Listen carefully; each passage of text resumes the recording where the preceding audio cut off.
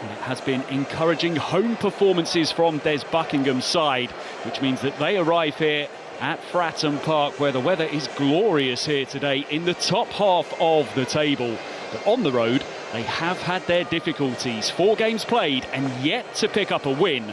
Although confidence of coming here today and doing just that will have been heightened by their comeback in midweek at Luton, where they battled back to draw 2-2 after trailing 2-0.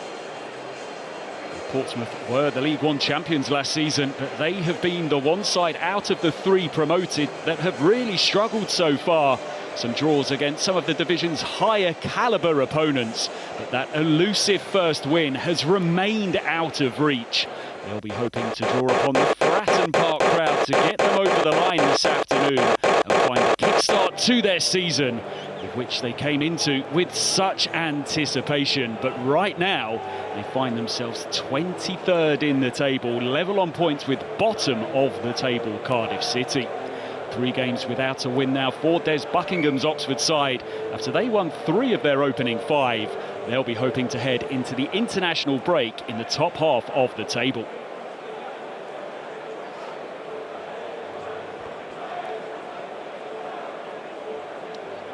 So welcome to Fratton Park, and a game that under pressure Portsmouth boss John Mousinho has described as must win as he comes up against the side with which he ended his playing career. 150 appearances in Oxford colours before he left his role as a player coach to take over here from Danny Cowley and lead Portsmouth finally back to the Championship. David Phillips alongside me this afternoon. John Mousinho perhaps piling the pressure upon himself and his players by describing today's game as a must-win. I think it is a must-win because when you talk about no wins from 8 fixtures, they haven't scored at home apart from an own goal from Luca 9 from Sunderland. So it's important for Portsmouth. They have to kickstart their season somewhere and somehow, and today is better than an opportunity to go and do that against an Oxford side. As you said, they're languishing in mid-table at this moment in time, but their away form is not the best. Yes, they got the point against Luton where they were 2-0 down, come back to 2-2, but away from home they've not been particularly good, and I'm sure that will be something that Des Buckingham will want to try and sort out for today. But in respect to Portsmouth, it's a vital game for them, and I totally agree with what he's saying. He's putting pressure on himself, he's putting pressure on the players, and they need the 3 points this afternoon. Well, Oxford waited so long to be back in English football's second tier, a quarter of a century away. 1999, the previous time they had been a second tier outfit, but they have early in the season been able to build upon the momentum generated from that brilliant playoff final success at Wembley back in May. And the signs, although we've mentioned struggles away, the signs seem promising that they can hold their own at this level. Well, I've seen Oxford a couple of times when they've been to Coventry City where they played and they lost 3-2, and I thought they were a decent side. And then in the Carabao Cup where they lost 1-0, again I thought it was an excellent performance, so they were very unlucky in that one. But I'm sure Des Buckingham, they will be fine. They will hold their own in the Championship this season, but they have to sort their away form out. It's okay being good at home, but away form, they need to pick up the points. And then when you talk about Portsmouth, their home form's not particularly good, and today is an opportunity to get those 3 points. So far this season, Portsmouth have failed to pick up a victory. Oxford haven't found one on the road either, but they come into this game today in the top half of the table. Portsmouth just 4 points picked up so far, and they need to bounce back after a humiliating night in midweek when they were thrashed by 6-1 at Stoke City, their heaviest defeat since September 2008. It has the feel of a big afternoon here for John Mousinho and his side before heading into the 2-week international break.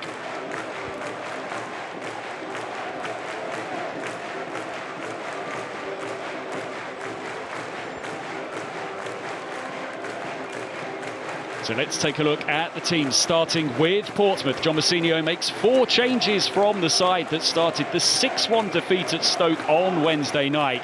There's a first start in goal for Nicholas Schmidt, who comes in for Will Norris. Jordan Williams comes in at right back. Christian Sadie, who scored twice in Portsmouth's 2-2 draw at Middlesbrough in August, also into the side, as is Elias Sorensen.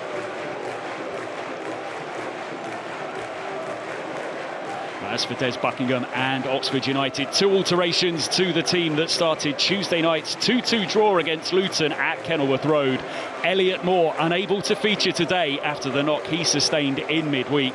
So Sam Long comes into the team to make his 200th league appearance for Oxford. The other change sees Kyle Edwards, who laid on Ruben Rodriguez's equaliser at Kenilworth Road, take the place of Owen Dale, who drops to the bench.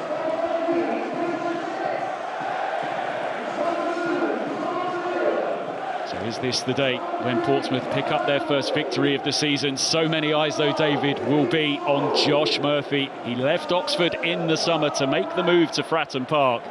Portsmouth need to try and find a rhythm, a tune out of him. Yeah, he's got power, he's got pace to burn, and he's one of those players. He can play on the left-hand side, play onto the right.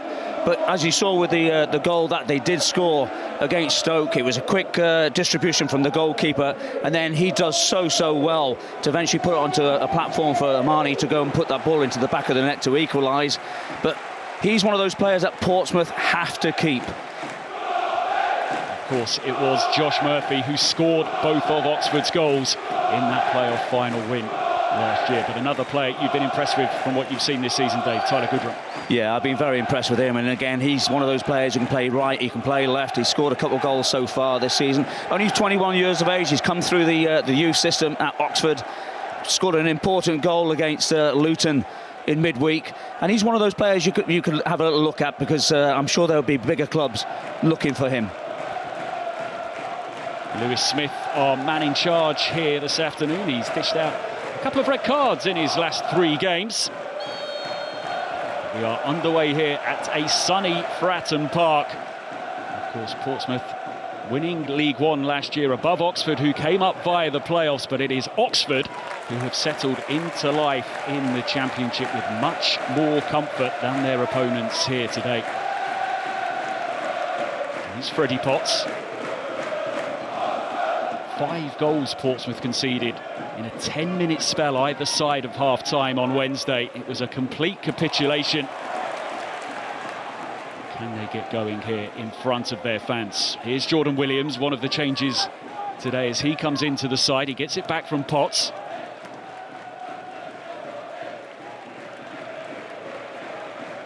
Now Regan Paul. Portsmouth looking to begin this game quickly.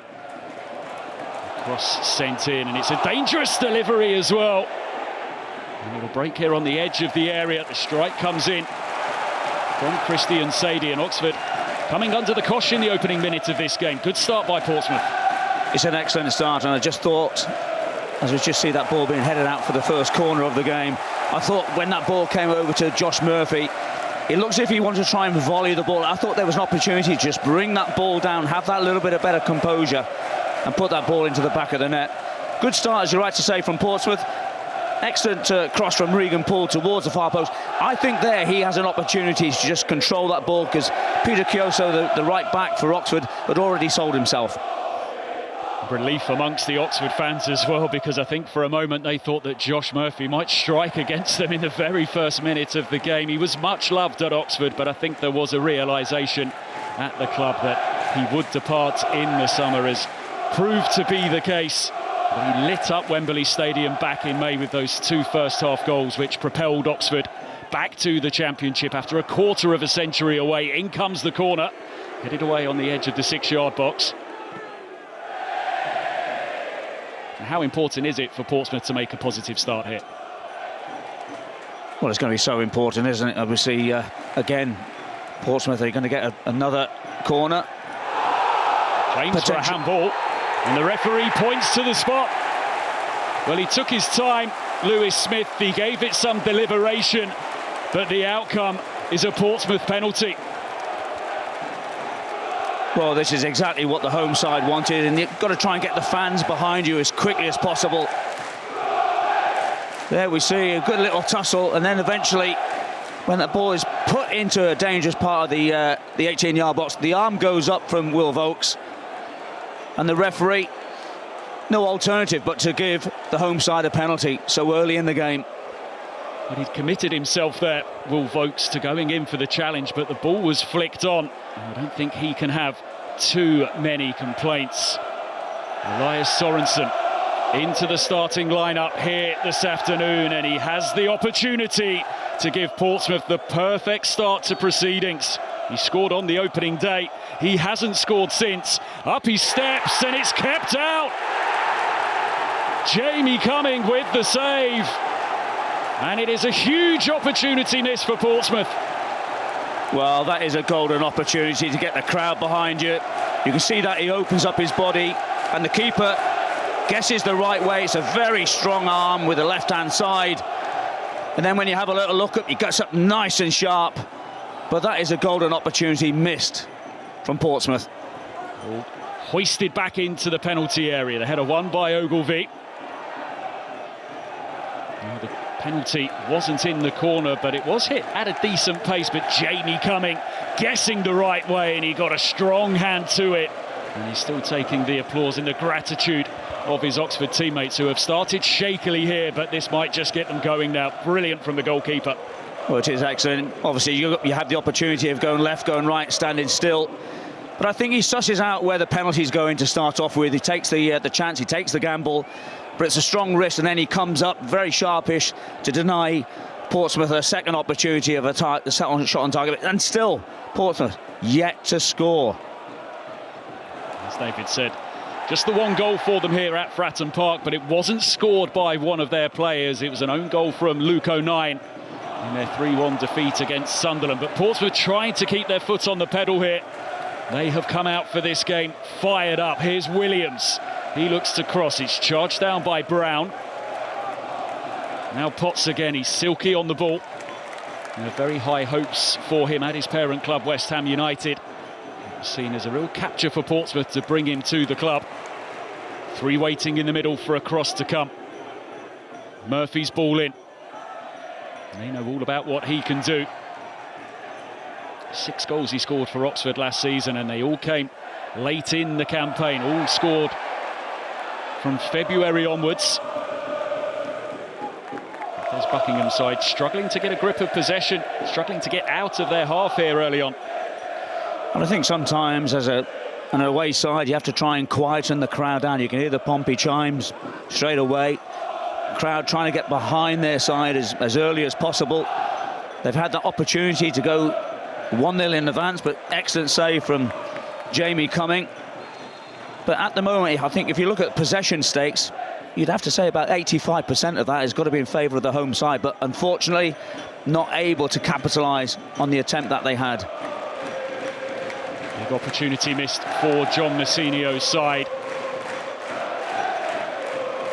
He must have a very good eye as well, David, because 6 minutes into the game, Portsmouth have had 86% possession. It's not a statistic we too often refer to so quickly into a game, but Portsmouth have been dominant on the ball so far, and Oxford have really had to dig in. Well, they've not settled at all, have they, Oxford?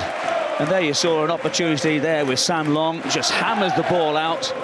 And I think it's one of those that just have to get themselves settled, get themselves organised, and just see if we can just quell the advance that Pompey are putting at this moment in time.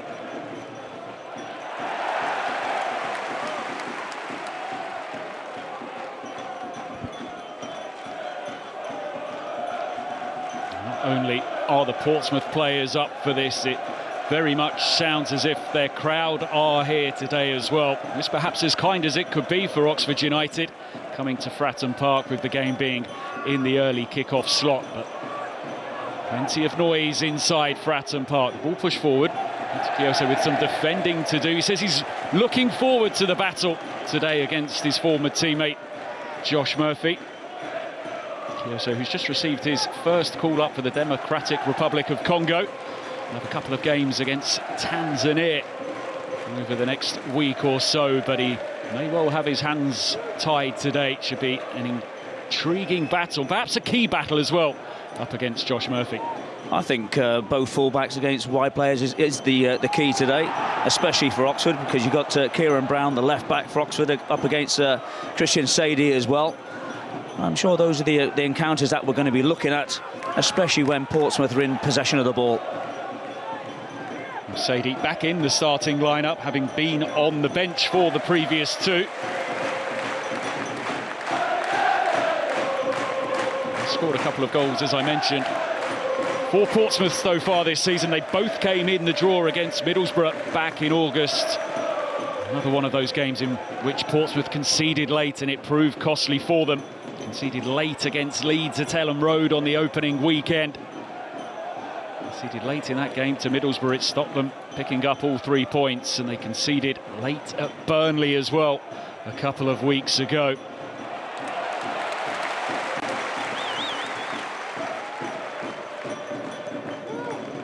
Schmidt gets it away into the starting lineup today in place of Will Norris, who had 6 put past him in midweek.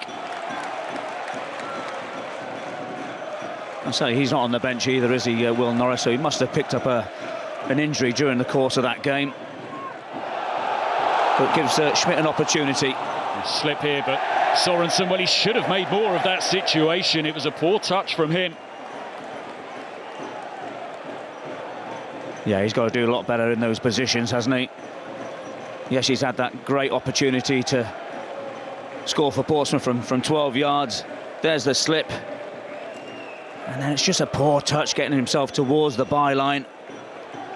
I say Sam Long was very fortunate there.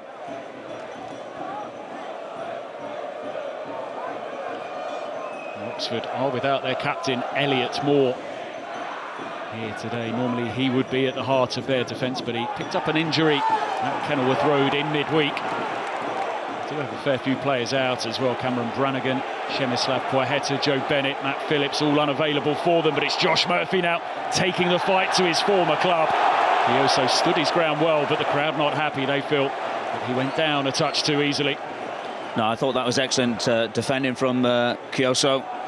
It's always difficult when you've got a player who's got pace and manipulates that ball. He can go left, he can go right, and your body angles have to change very, very sharpish. But I thought Kioso defended that one really well. But say that is a great battle that we're going to be seeing during the course of this afternoon's performance by both sides. There was plenty of interest in Josh Murphy, unsurprisingly so, arguably the best player in League One last season. Cole Robinson was in charge of Oxford. He felt that Josh Murphy could become tracked at Oxford expired. And Portsmouth able to bring him to Fratton Park now. A rare foray forward here for Des Buckingham's team. Well, it is, and he'll be long awaited as well. There's a good little block there from Connor Ogilvie. But I've seen Oxford before, and they are decent at set plays. Volks standing over the corner, in it comes an awkward header, but a header which Regan Paul is able to get the ball out of harm's way. And Mazzuni forced to go all the way back to his goalkeeper. Jamie Cumming signing permanently in the summer, having been on loan through the second half of last season. Of course, Oxford had James Beadle in goal through the first half of last year. I also say that he's under a bit of pressure as well, because you've got Matt Ingram, who's the second choice, and I quite like Matt Ingram as well. So any poor performances from Jamie Cumming, he's going to find it difficult to replace Ingram. I think he's an excellent goalkeeper. His performances so far this season, Jamie Cumming, have been good. He started every championship game. 23 appearances as well last season, after coming on loan from Chelsea, including all 3 games, of course, in that playoff run. I was at Wembley that day. It was a fabulous day for Oxford United to finally get themselves back to the Championship. It was a victory which was surprisingly straightforward as well. They really quelled the threat of Bolton Wanderers on the day. A team, of course, they'd lost 5-0 to not too long before in the league.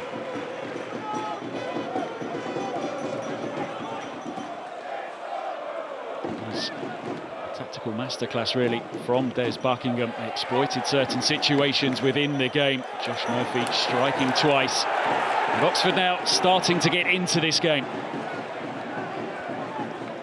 Yeah, as I mentioned before, when you come to these hotbeds of grounds, you have to try and silence the crowd as quickly as you can. And yes, they're very fortunate that Cumming made an excellent save from the penalty. couple of other opportunities that Portsmouth have had, but the one thing is that they just lack confidence in front of goal. And when you have somebody like Callum Lang, who's the leading goal scorer this year, missing, Colby Bishop, who scored 21 goals last season, missing, you know, that's a lot of goals that are not in the side for today. And Colby Bishop hasn't started a league game so far this season. I mentioned that Oxford had injuries, but Portsmouth depleted as well, as David points out. Key players in a key part of the pitch.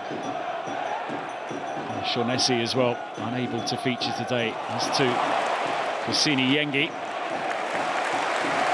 4 changes made today by John Mousinho, those changes that he has made for a league game this season. Possession given away cheaply. Can Oxford cash in? Goodrum loitering at the back post, and they're getting numbers forward here. In comes the cross. Mark Harris just couldn't quite sort his feet out. Well, that is a golden opportunity. And when you look at Mark Harris, he strikes the ball with his right, it comes off his left. But that's what Tyler Goodrum's all about. Gets in behind Ogilvie, just pulls that ball back, and it's there on a plate. Yes, you can see with Mark Harris, he's having to go away from the goal to try and swivel. But you saw the poor connection with the right foot. Hits his standing foot and then goes away. Tom McIntyre relieved as well after his giveaway of possession. Goodrum unable to take the ball with him. Potts slides in. Now Christian Sadie. Sonson's cross deflected. It spins behind, and Portsmouth have themselves a corner. Yeah, just what they needed.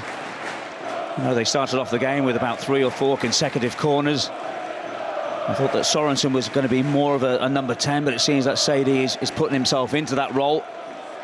But important for Marlon Pack to get the sort of set play where you've got the big players of Regan Poole and McIntyre up there to go and attack the ball.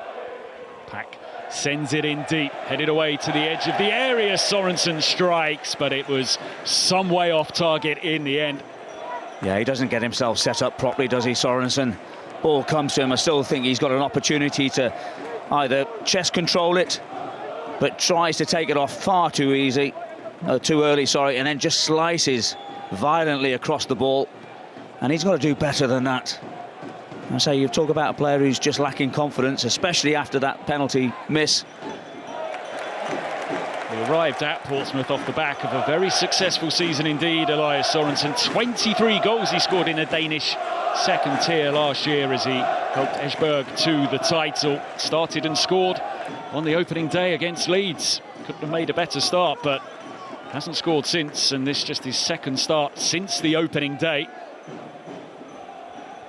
Yeah, and when you look at his stats at Esbjerg, it's really good, isn't it? It's a 1 in 2 stat that he has, but playing in the Championship, it's a different kettle of fish. Of course, it is a particularly busy time of the season right now as well. The demands on these players in the EFL as Schmidt is forced to clear the ball away quickly. Comes a long way outside of his penalty area and just hoists it back forward.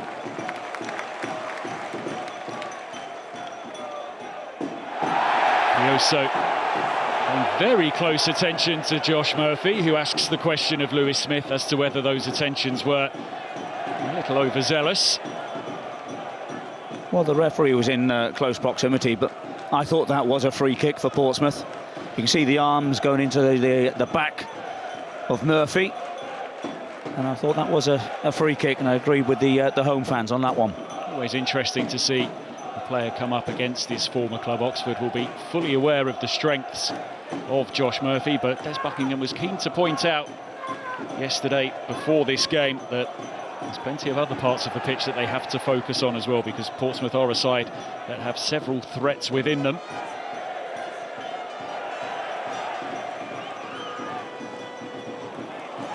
Now Brown looking to drag Oxford forward. All laid off on the edge of the area, but Marlon Pack slides in. Now Murphy has possession deep inside the Portsmouth half.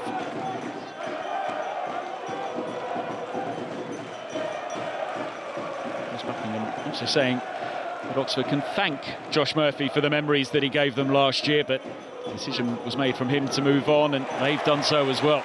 They have their ambitions, and they can be successful without Josh Murphy in their team, and they've showed that already this season. They might have a chance here as Ruben Rodriguez gets himself into the penalty area. He's a good source of goals for Oxford, as he proved in midweek. Tries to get a cross in here, but Freddie Potts in the way. Good work by the youngster. There's a couple of occasions that Oxford have gone down the right-hand side and then produced a decent cross. But once again, the touch inside of the 18-yard box was not sharp enough. And eventually Portsmouth were able to grab that ball and just put it away. But Rodriguez is one of those players, he likes to get himself in advanced positions. You know that Mark Harris likes to try and play down the central areas, but when you have somebody like Rodriguez and Mizunu as well, he likes to get himself forward. But I like the setup with Carl Edwards over on the right-hand side, Goodrum coming on the left. And at times they will go and change positions as well on either flank. He made a big tactical switch last year, Des Buckingham. He used to deploy 2 holding midfielders. And one floating just in front, but he made a switch after that 5-0 defeat against Bolton. He gets 2 number 8s now in the team. Yeah, and you've got Will Volks, who's doing the holding role as such. He can become the third centre-half if need be. You know, and it's an invaluable position that he has to put in. Cross comes in here, and it's a good ball as well. Rodriguez, well, you could see what he wanted to do. Just couldn't wrap his boot around the ball enough, but it was a really bright run into the box, and it so nearly led to an opening goal for Oxford. Well, again, we say about the movement, getting in behind the centre-forward. Does really well. It's a good pick out from Kieran Brown. And as you're right to say, the ball's just travelling away from him. Tries to wrap his foot around the ball, but unfortunately couldn't do that. But again, good movement from Rodriguez. 2 goals in his last 3 games, including the goal which made it 2-2 at Kenilworth Road. He is a constant source of goals throughout his career, Ruben Rodriguez. 9 last year, and in his previous 3 seasons at Notts County, 11, 19 and 18. Portsmouth will have to keep a keen eye on here this afternoon. A game in which Portsmouth started strongly. They had the chance to get themselves in front so early on. But Jamie Cumming there, the Oxford keeper, denying Elias Sorensen from the penalty spot. Pressure by Portsmouth, and now Freddie Potts in possession. He worked it very well here. The strike comes in from Murphy. It takes a deflection off Sam Long and goes behind for a corner. Yeah, good passage of play there for the home side Portsmouth. Good quick throw from Jordan Williams. Nice little neat 1-2s in and around the 18-yard box. And then when it comes to Murphy, you can see that he's just trying to side foot that ball towards the far post. And there you see with Sam Long just getting that little bit of deflection out for a corner. Crowded 6-yard box as the corner comes in, punched away by Cumming. Potts is going to have a go. Well, he's not known for his goal scoring. He's a classy, composed midfielder, and I wish he could have that moment back. Yeah, still a youngster learning his trade, isn't he? Spent a period of time on loan at Wickham last year. But again, it's a good opportunity. Look at the space that he has there. And again, it has to be a better composure when the ball comes down to him. A couple of appearances for West Ham as well in their Conference League campaign a couple of seasons ago. Competition, of course, they went on to win. Plenty of clubs were looking to sign Freddie Potts. There was some talk that he might even stay and work under Julian Lopetegui this season, but they decided to loan him out. Now Oxford have got themselves a free kick here in a dangerous position. Yeah, once again, the ball goes out to Edwards over on that far side. You can see Murphy coming back. I think he just clips the back of him. But again, you have a look where the referee is. His positioning is absolutely superb. He can see that.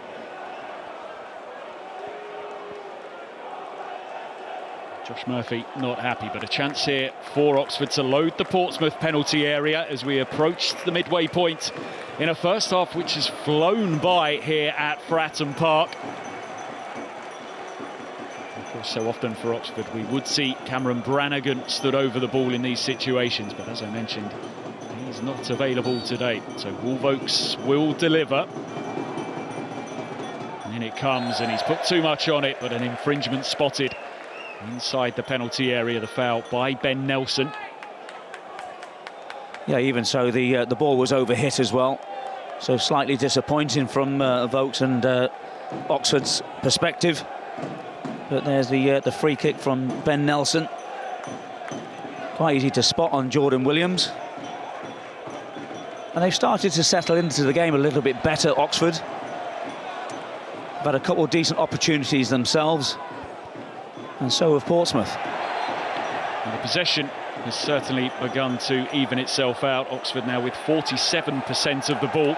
After that dominant start by John Messinio's team. But still to have an attempt on target here so far this afternoon. Oxford United, we have only had one in the game. And that was that penalty from Elias Sorensen, which was kept out by Jamie Cumming.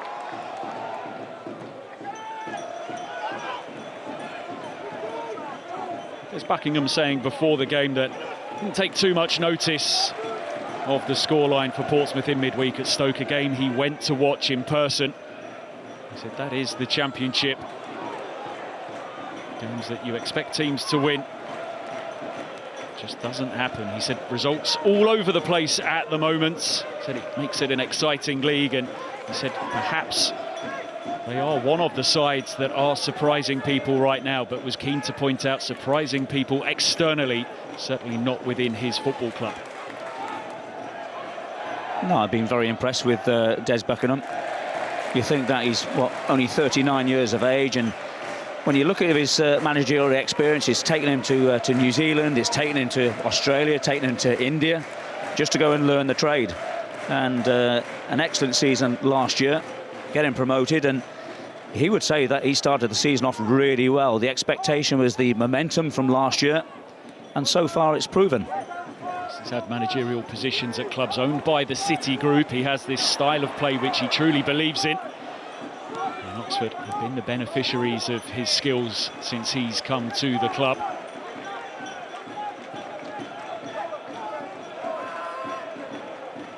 A bit of a shaky patch early in his reign, but they really did get things going towards the end of last season to finally get themselves back to the Championship.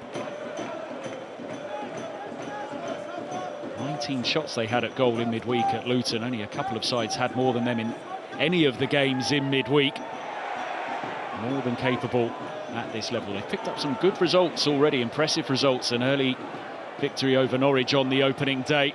3-1 win over Preston. Held Burnley to a draw at home last week as well. Ball fizzed into the penalty area, and Williams is there. Doesn't catch it as he would have wished. You could see his frustration there. And now Oxford will look to come forward. Brilliant work, and it's worked out very nicely for El Mizzouni here, looking for the far corner. And it took the faintest of flicks off the fingertips of Nicholas Schmidt. Was it heading in? We'll need to see it again, but it goes behind for a corner. Well, I think this is going in, but what a run this is from Mizzouni.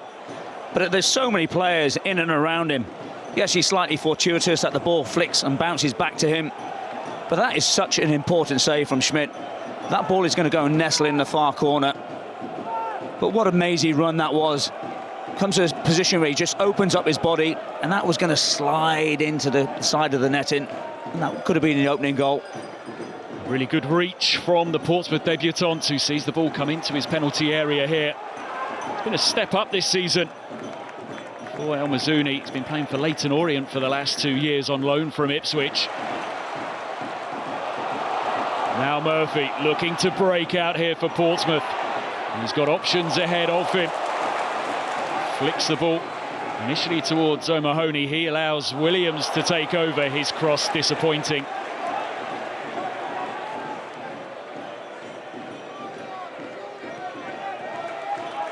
Room in midfielders. Ogilvie just drifts into a central position and then works it out wide to Murphy. Portsmouth have got good numbers in the box once again here. In comes the cross. Oxford have themselves a free kick.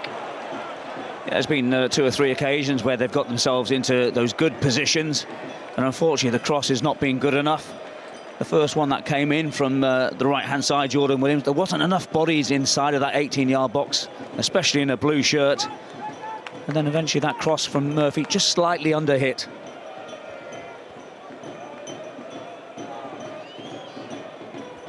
Very watchable game so far here at Fratton Park. A day which feels like a big day for Portsmouth. 8 games through this championship season, and they are yet to pick up a victory. Oxford, though, also haven't won on the road so far this season. 1 draw, 3 defeats. They lost their first 3 on their return to this level at Coventry, Blackburn and Bristol City. That defeat at Coventry, a crushing one after they conceded late in the game.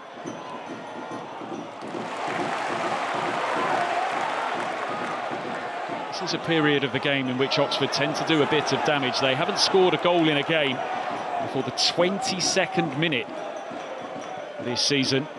And they've only scored 1 goal after the hour mark as well. Well, the one person who hasn't really had any sort of touches at all for Portsmouth is the striker. And that's no fault of his own either. You know, at times he's looking to try and get in behind the back unit of Oxford, but sometimes the ball is a little bit too long. Just want to start playing him in a little bit earlier. We know that he's only a youngster learning his trade, but because of the fact that Callum Lang and Colby Bishop are not available, he's coming in, he's doing a good job, scored a good goal. I know they lost 6-1, but even for himself, getting off the mark. Just the 5 touches so far for Mark O'Mahony. It is the fewest of any player in the game. Scored his first Brighton goal earlier in the season in the League Cup against Crawley before he made the switch to Portsmouth. A disappointing cross, as you saw there, from Peter Chioso. How do you feel John Mousinho will be feeling about what he's seen through his side as we approach 30 minutes here today? I'm sure that when he looks at the first 10 minutes, the way that they went about their business, basically he was saying to his players after the defeat to Stoke that they needed to go out and show the crowd what they're all about, and they did that. Yes, unfortunately for Portsmouth, the penalty was saved. The amount of crosses that they've had, the amount of set plays that they had, and they weren't able to convert anyone, and that's where he'll be slightly disappointed, but he would have been more than happy with the first 10 minutes. Good work by Gudrun to keep it alive, and it was a good ball into the box as well. Came sliding in there, Ruben Rodriguez, but he just couldn't quite get there quick enough. But again, good work by Gudrun. Gets himself, picks the ball up from the byline, and then sees the advancement of Rodriguez. But the question I have to ask is, who is actually picking Rodriguez up? We see Marlon Pack getting himself tight, but he's got to be a little bit quicker than that. You see, at times with Rodriguez, he makes those long bursting runs, and he's got to be picked up just a little bit earlier. Runs of Ruben Rodriguez causing problems for Portsmouth so far. Now here's Murphy looking to turn. He's got Chioso for company. His cross is deflected and Oxford able to get it away. Now Gudrun, well, the ball was onto him there. Really disappointing ball forward.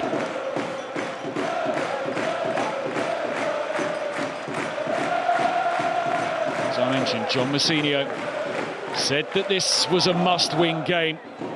Says his side, of course, go into every game trying to win, but there's no point trying to sugarcoat this game here today and try and play it down. Portsmouth need to find a victory to get their season going. Williams picked up by Potts. He looks to flight one towards Murphy. Just didn't quite get the angle right. Just faded away from him. Yeah, absolutely right. You could just see the way that he sliced across the ball, that the ball was going to shift from left to right. It's a decent ball, you have to say, but again, the flight of the ball was just elevated a little bit too low. Could have been a little bit higher.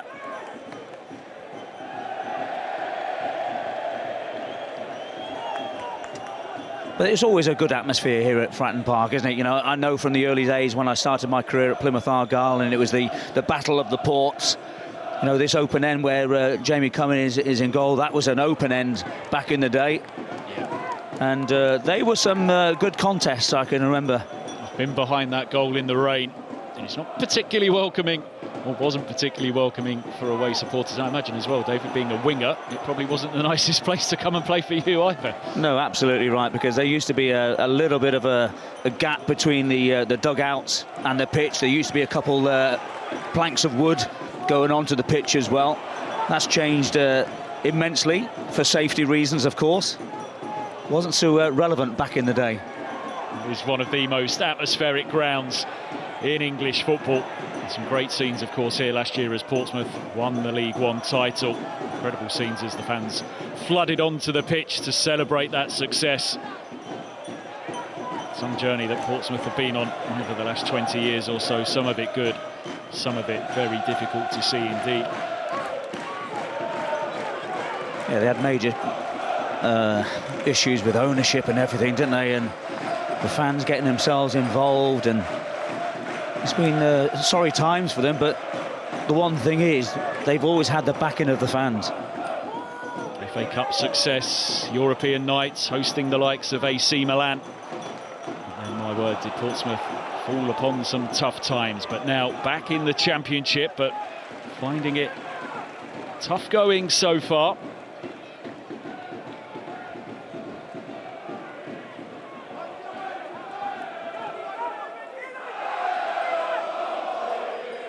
Talk of Fratton Park. Oxford have hopes, of course, of moving to a new venue before too long.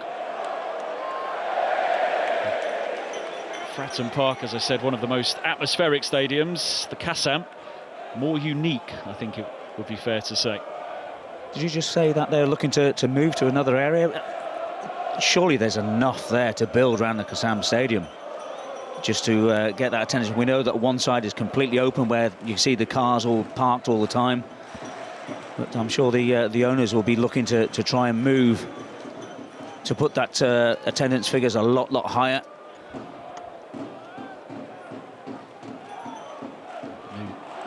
Site near Kidlington, where they're hoping to have a 16,000 capacity stadium. Of course, ownership issues with Oxford over recent years as well. Just over 10 minutes to go until half-time here.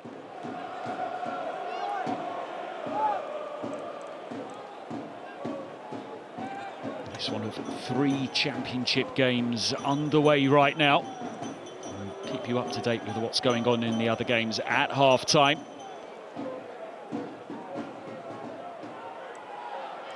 In comes the throw. It's headed away by Regan Paul. Kioso sends it back in.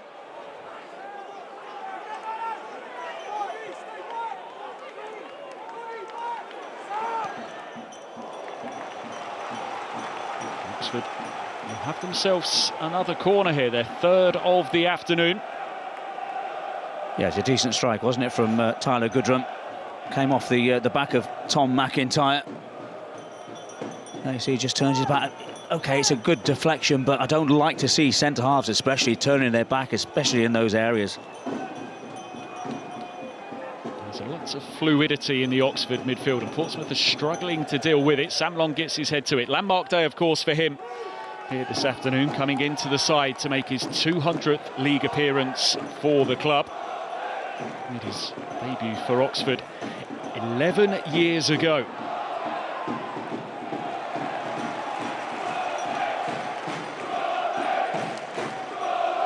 So he's been a great servant, hasn't he? As you say, 11 years, that is some stint.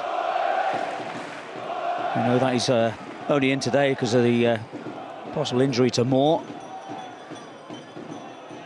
And maybe also with Des Buchanan, just has to reshape it a little bit now and again. As you're right to say, they've went from a 4-2-3-1 into a 4-1-4-1 as well, but they have players in that shape to go and change whenever they want to as well. I hope that injury to Elliot Moore is nothing too serious and that they can get him back after the international break, as that ball bounces through. Tough game for them on their return in a couple of weeks' time when they'll host West Bromwich Albion. 3 games in a week once again after the resumption of the international break. They'll play Derby and Sunderland. Long ball forward here, seeking Harris, and he allowed it to bounce through, but it skipped away from him. Should he have tried to have brought that under control initially? Well, I thought he should have done to start off with. Again, displaced, and then eventually when that ball comes in, there's the opportunity to grab hold of it. Just a bit too far away from him, I think, wasn't it? Yeah, you saw there with Schmidt as well. He was a little bit, shall I come, shall I not? And eventually when the bounce came in, he did the right thing. problem here for Oxford, with Ben Nelson currently down, the 20-year-old on loan from Leicester City. Made a few appearances for Leicester last year as they, of course, won the championship. 5 games, including a goal as well against Queen's Park Rangers.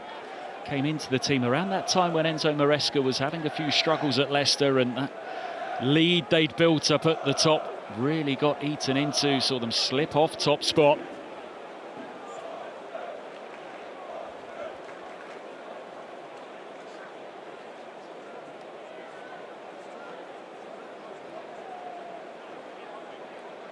It appears to be a bit of hamstring trouble here for Ben Nelson. He was just hobbling around off the ball.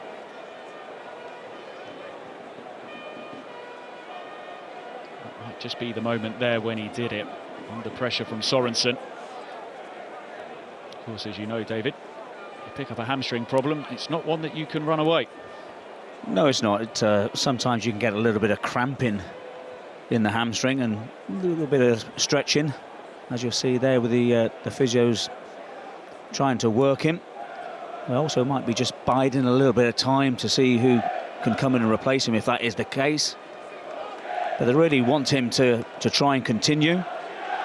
You know, when you look at the setup for Oxford, and especially as the subs, you've only got a couple players who play in the back line. Greg Lee, you can play as a centre half, but also as a right back, and Hidde Tenaxt as well. But they really would like Ben Nelson to continue, and hopefully, if that is a slight hamstring issue, he's got to be very careful. Don't want to take any chances, but I just wonder whether it's maybe around the hip area where he's just trying to just manipulate that. Of course, one change at the heart of Oxford's defence already for this game today, with that injury we've mentioned to Elliot Moore. It's the first time, really, that we've had a pause in this game. Just over 5 minutes to go until half-time on this sunny autumnal day at Fratton Park. Ball bounces up on the edge of the area, chance to strike here, and that opportunity was taken on by Mark O'Mahony, who's been on the periphery of proceedings so far.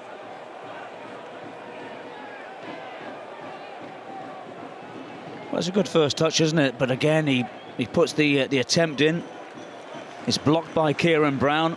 And that's a needless free kick to give away by Marlon Pack, as we see Ben Nelson coming back onto the pitch. I want to say the physios will do a great job, and just got to think they've only got 5 minutes until half-time. They've got 15 minutes to go and work on him, if that is the case. Chance for Portsmouth to come forwards here. It's a good test today for Mark O'Mahony. As we've mentioned, he hasn't been on the ball too much, but it's all part of the learning curve for the youngster. Not to get frustrated on days in games when he isn't involved too much, to be there when he needs to be. We often see, don't we, games when strikers aren't involved, they start chasing around the pitch, trying to get involved in the game. Well, I just wonder with Christian Sadie as well. He's the one who's trying to get himself closer to Mahoney, but he isn't, as far as I'm concerned. He's got to get himself a little bit closer to the youngster to try and help him out.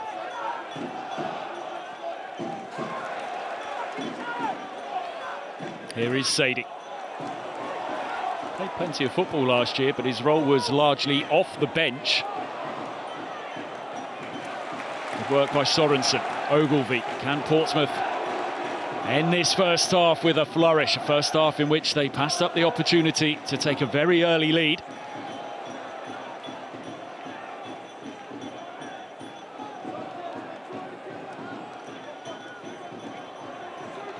Ogilvie sends in the cross. Dominant defending by Brown. And Portsmouth just having a good spell of possession in the Oxford half of the pitch. Marlon Pack.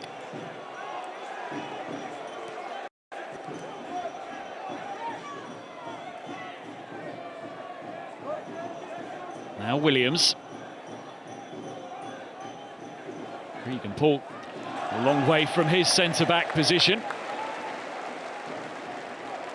That's always an interesting one, isn't it? When you see a centre-half basically in the corner flag.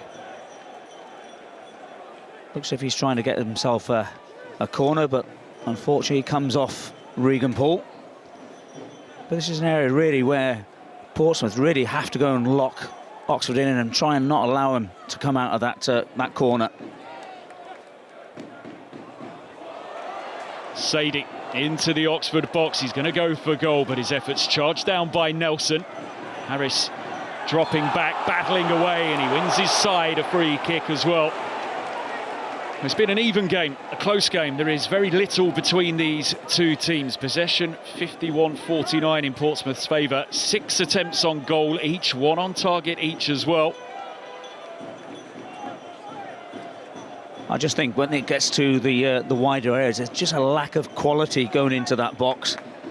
There we see Sadie, who had the shot, which was blocked, but if he lifted his head, he would have seen that Josh Murphy was on the far post, because what had happened was Peter Kyoso had come in a little bit too narrow to go over protect Sam Long. But Sadie didn't lift his head, tried to have the shot, and then we saw a resulting free kick which happened.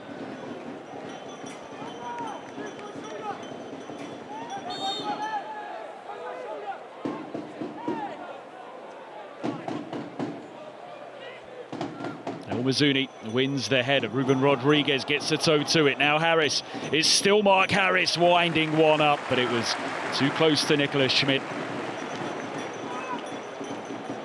Yeah, you can see with Mark Harris, he's getting a little bit frustrated because he's not having that many opportunities, but does really well, just wants to put that ball onto his right foot. Eventually the strike comes, goes between the legs of Marlon Pack, but good position from the goalkeeper. Straight down the throat, straight down the middle, and good handling. Back on the international scene for Wales, Mark Harris, after his early season form as Kyoso and Murphy tangle once again. Kyoso can probably feel that he's coming out on top in that battle right now, but he knows that he also can't afford to switch off for a second. Portsmouth corner. Now, as I say, it's been a good tussle between these two for the opening 45 minutes, but very important now for Marlon Pack to go and put that ball into a decent area. Pack's delivery in towards the front post, coming through the crowd, gets a hand to it.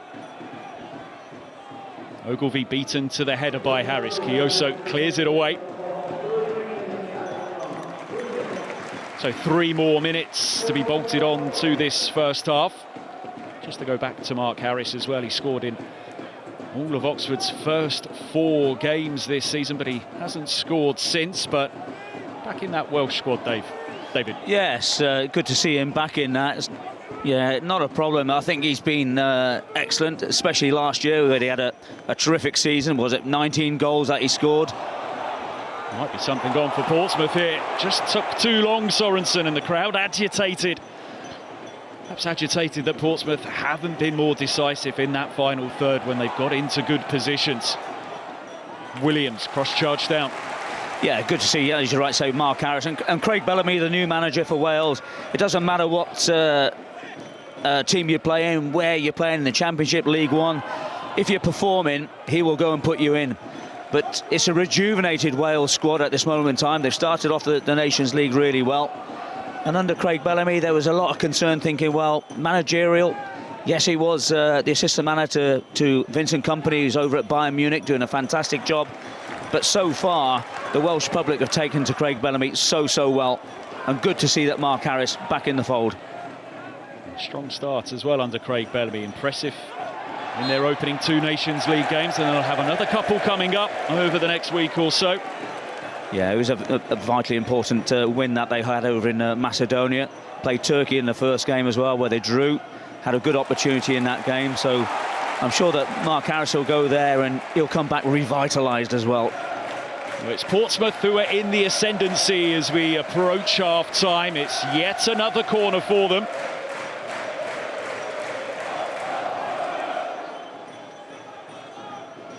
Can they head into half-time with a spring in their step? Marlon Pack again, charged with the responsibility of taking this corner.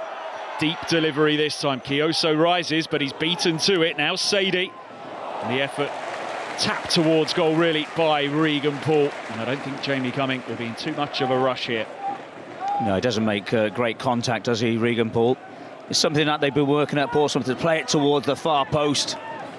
And eventually, I just thought there was an opportunity for Sadie to head that ball towards the left-hand post as we look.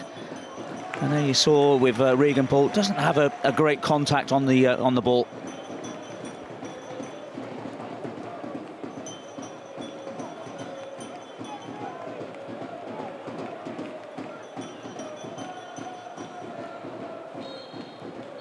Half-time at Fratton Park. Well, we thought Portsmouth might come flying out of the blocks here on a day that John Massinio described as must-win. And fly out the blocks they did. They were awarded an early penalty, but it was saved in the 4th minute. Elias Sorensen denied by Jamie Cumming. Oxford had to dig in early. And dig in they did, and they've had moments of their own, but there is nothing to separate the two sides as they head down the tunnel at half-time. A brilliant piece of play from Idris El Mazouni, Oxford's brightest moments of the first 45 here. But it is all square at half-time as we await the first goal in this game. Portsmouth 0, Oxford United 0. Makes it out for a very interesting game in the second half.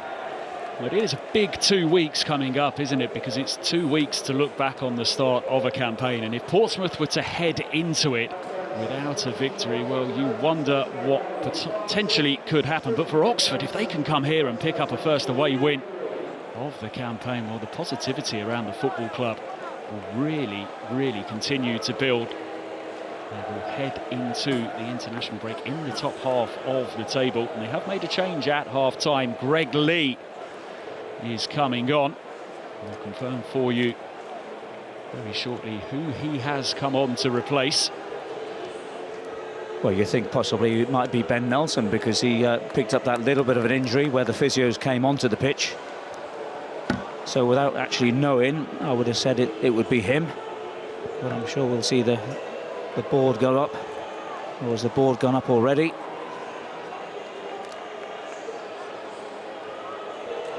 We're just waiting for the second half to resume here. Freddie Potts will get us back underway.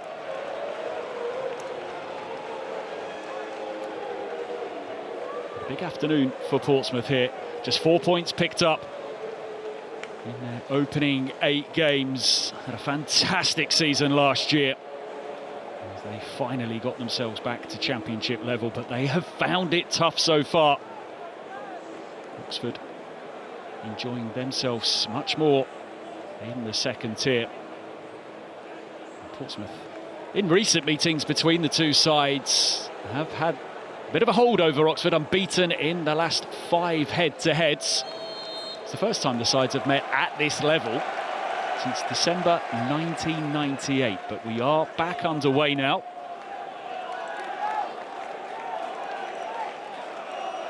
And it is indeed Ben Nelson who has departed for Oxford.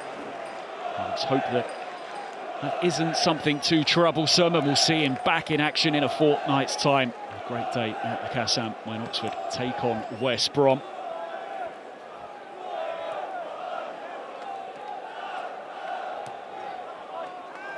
Yeah, just be a slight change defensively as well. Greg Lee will go out to left back, and Kieran Brown will come in as the left centre half, as he has done during the course of the season as well. But once again, a good start for Portsmouth. Shot on target. And I'm sure that John Massinio will be saying to his players, look, you know, we kick-started off the game so well. We've got to go and reinvent that again in the second half.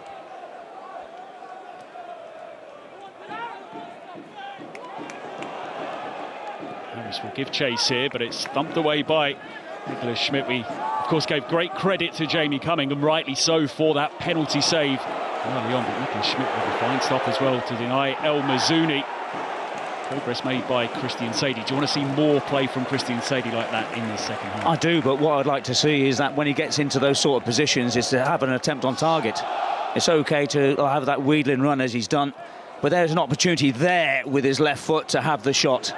Yes, he's closed down very, very quickly, but there's an opportunity where really he should let that shot go. El Mazouni. That wonderful weaving run in the first half. Now Goodrum can't quite take the ball with him. Free kick to Portsmouth. Yeah, as I said, with Goodrum, he's one of those players. He can play left, he can play right, but obviously more akin to coming inside from that left-hand side onto his right foot. So he's only a youngster learning his trade, scored an excellent goal against Luton just in midweek. Now Murphy battling away, but it doesn't fall in his favour this time. Can he have more of an influence on the game in this second half? Well, I just wonder sometimes, as he's made a good run there, sometimes you don't have to go, I used to call it the T-trolley run, up and down the wing all the time. There you go and make a diagonal bit of movement to go and support the centre forward, as it has to be on the opposite side as well with Elias Sorensen. The last thing you want to be doing is leaving Marnie just all by himself. It also causes concerns for the centre halves as well, because they're not quite sure about the movement, seeing that diagonally come from left to right and right to left. He's still waiting for his first Portsmouth goal since coming to the club, Josh Murphy. It would be typical if it were to come today. It's a script we've seen written so many times down the years, players scoring against their former clubs. Peter Kioso doing a very good job in that one-on-one battle in the first half. Here's Ogilvie with the throw-in for Portsmouth. Touchdown by Ruben Rodriguez, but his touch is loose. Now Murphy, and he's got a bit of room here as well. Tiptoeing his way towards the edge of the Oxford box. Across comes Will Volks, sensing danger. Comes off Volks, and Portsmouth have themselves a corner. Yeah, well, we've seen several set plays come in so far. And the ones which really have caused Oxford problems is when that ball is being played around about the 6-yard box, and you see that Jamie Cumming just comes out and he gets a fist to it. Just wonder whether they could go and block the goalkeeper for trying to come out and do that. Corner work short. Here's Murphy, kind of positions where he can do some damage, but it's charged down. Now it comes in from Pack, the header won, but it falls very comfortably indeed for Jamie Cumming. Yeah, it was going to be very difficult, wasn't it? The ball coming in from Pack over towards Tom McIntyre, towards the far post. You see he's having to backtrack. I think what he's looking to do is try and put that ball back into the path of Christian Sadie. But unfortunately he doesn't get the angle right. As you're right to say, very comfortable for the Oxford keeper. A chance really to go again for Tom McIntyre at Portsmouth. He joined the club halfway through last season, was sent off on his debut, and he didn't feature again until this campaign. The offside flag has gone up.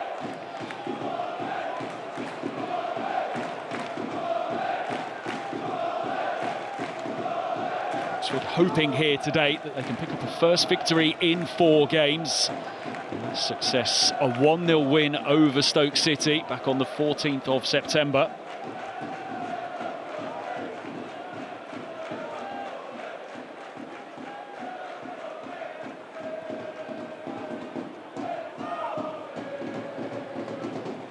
They've just been failing to win on the road. Oxford defensively, they've had issues. They've conceded 2 or more goals in all 4 of their away games. They could have made a disastrous start here today. Jamie Cumming, though, had other ideas.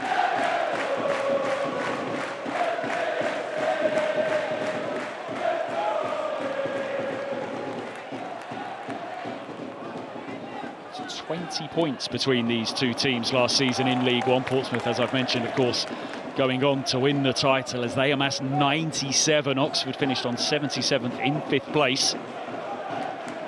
And the light work of Bolton Wanderers, who finished 10 points above them in that playoff final.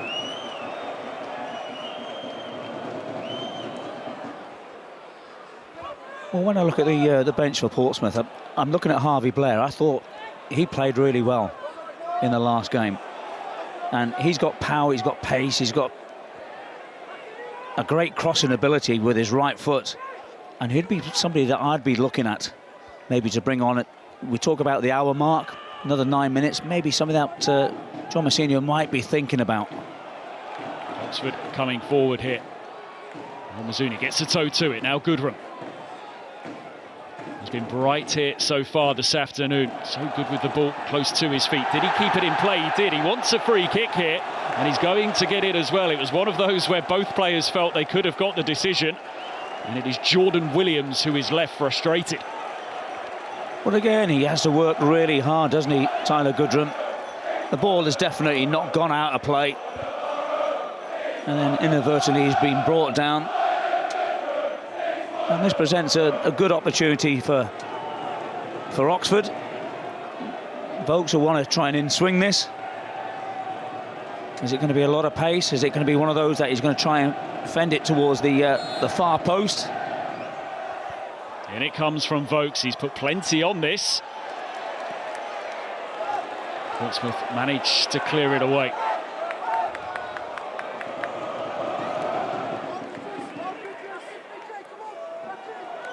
Ruben Rodriguez. And Jordan Williams.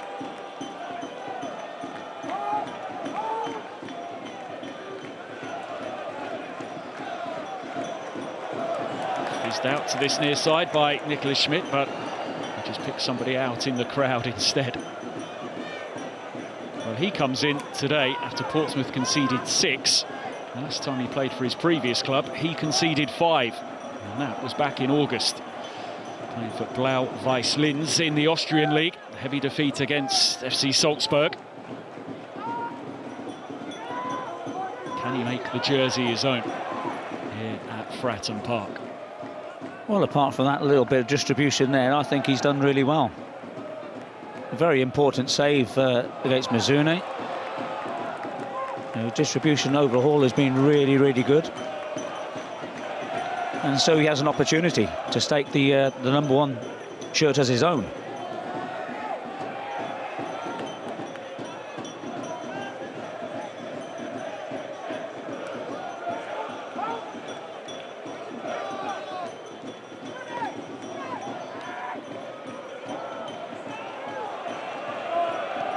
Fratton Park, so often a difficult place to come, whatever level Portsmouth are operating in, but if they fail to win today, the first time they failed to win their first 5 home, any of their first 5 home games outside of the top flight since 1975.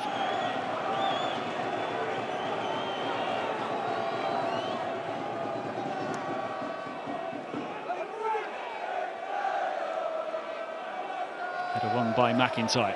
Game still settling in, really, in this second half. Here's Murphy, looks to push one in behind, and it's a clever ball as well to release Sadie. Now, can he pick somebody out? Good sliding block from Peter Chioso.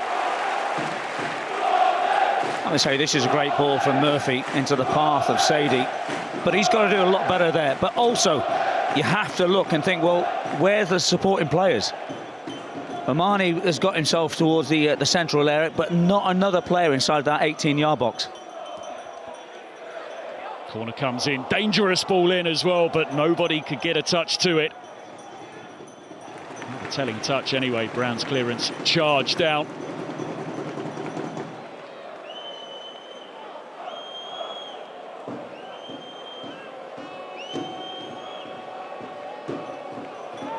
So he doesn't look like his father at all, does he? He's a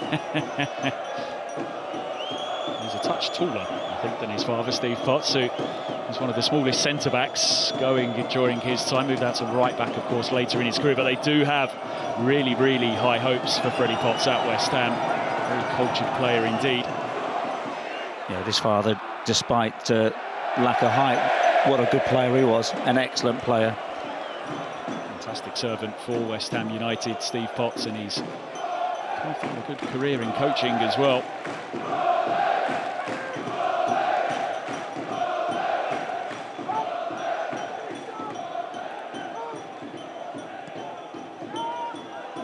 Cleared away. See the offside flag raised once more. Victory for Portsmouth today would make such a difference, you feel. It would give them 2 weeks to prepare for their next game. They've got successive away games in the space of 4 days once we resume from the second international break of the season. Queen's Park Rangers and Cardiff, their next 2 games. You know, and that is a bottom of the table clash as well with Cardiff at this moment in time. They had their first win of the season against Millwall last week. Good performance from the Bluebirds. But it's a tough division, isn't it? Anyone can beat anyone. And all you need is a good run of form, and you can get yourself out of a very tricky situation or put you into an area where you're actually thinking about getting a playoff place and into the Premier League. Portsmouth will hope that they're on the verge of picking up their form as Rodriguez looks to help it on. Now Murphy able to turn and able to drive Portsmouth forward here. He's got two for company, but he manages to send in the cross, and it's headed in. Marco Mahoney takes the acclaim.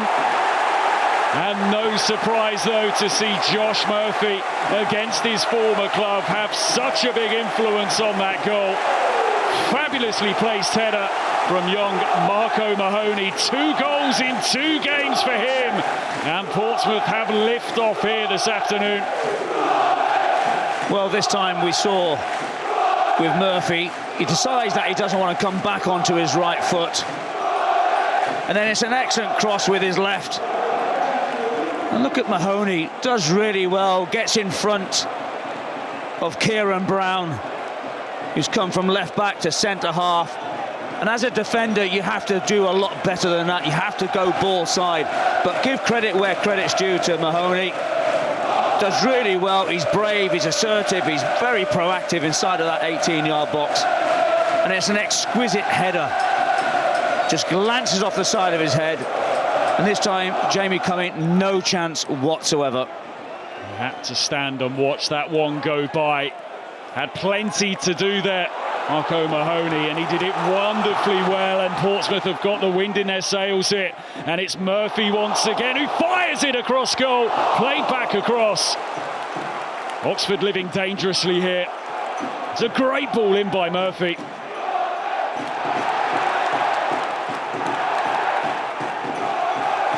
Is this to be the day on which Portsmouth get their first victory of the season? It is noisy right now inside Fratton Park. Yeah, and you can hear the atmosphere just ramp up as soon as they score a goal. The first that they've scored in a blue shirt at home this season is well taken from Mahoney. Excellent ball from Josh Murphy. And then we saw a fantastic ball from Murphy again, going across the 6-yard box, waiting for somebody at the far post to tap it in. And this is exactly what Massinho and the Portsmouth fans want. Williams' cross, and it just didn't sit for Sorensen. Oxford have got to show what they're all about now. Still looking for a first away win of the season. They're going to come under some difficult moments here, you feel, as they try and work a way back into this game. You know, that for me is a sign of a player with no real confidence. Sorensen, he's really got to take hold of that ball and then hammer it. Though, as we see Oxford make a change. Is it Dembele coming on for Edwards? Talented player, Siriki Dembele. Came to the club from Birmingham City. Did make one appearance for Birmingham very early in the campaign. He scored 6 times for them last season as well. Can he alter the way in which this game is going? Cumming made his mind up early. Decisive goalkeeping from Jamie Cumming. Well, a lot better from Portsmouth. I just thought there that the ball could have come a little bit earlier into Mahoney. But Cummings done really well so far. He's managed his back unit very well, and there's nothing that he could do with that goal.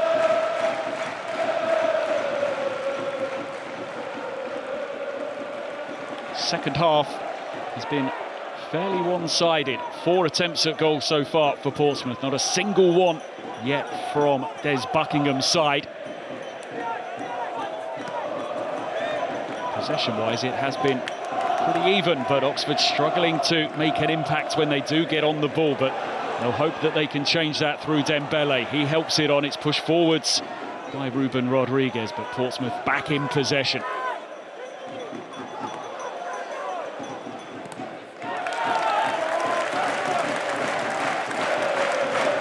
Yeah, we said about the lack of touches that Mahoney had in the first 20-odd minutes. You can say the same for Mark Harris. In the next 16 minutes in the second half, I don't think he's touched the ball as such.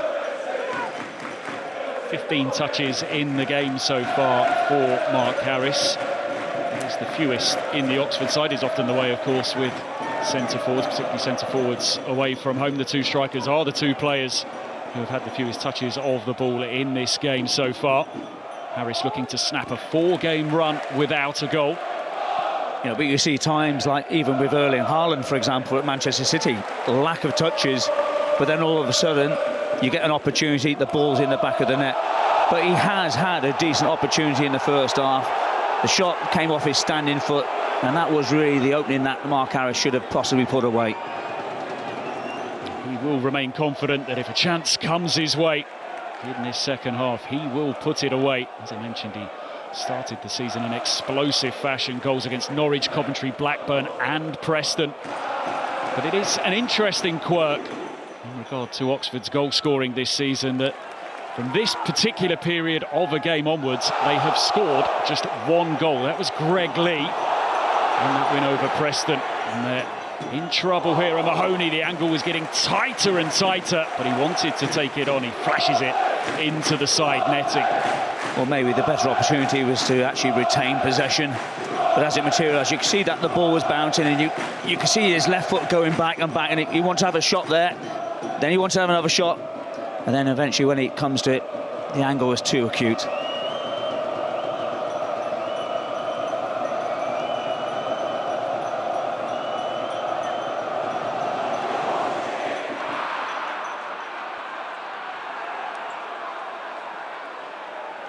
Sadie.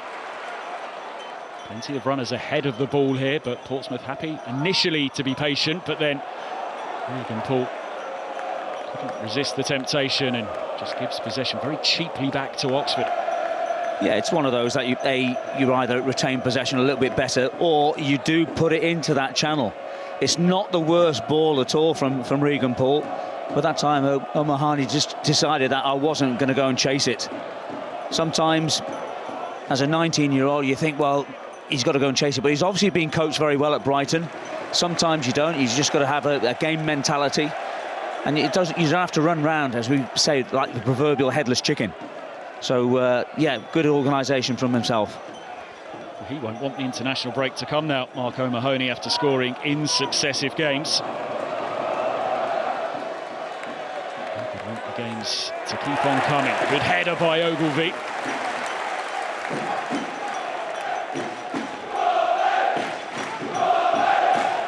Big 25 minutes here for Portsmouth as they go in search of a victory, which by the end of today might mean they're 4 points off the bottom of the table.